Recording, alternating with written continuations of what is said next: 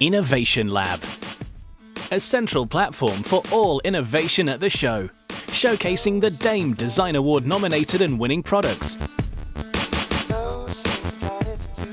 the shortlisted and winning companies for the Boat Builder Awards, and featuring many workshops, debates and presentations.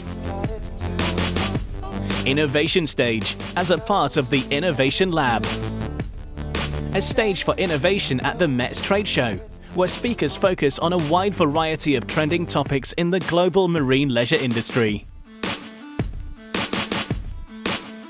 One of the speakers at the Sustainable Sessions, a panel discussion about end-of-life consideration for boats, is Dr. Albert ten Bussen from the Windesheim University. It's very important that these discussions are at Metstrade to make people conscious of certain problems that are there in boating.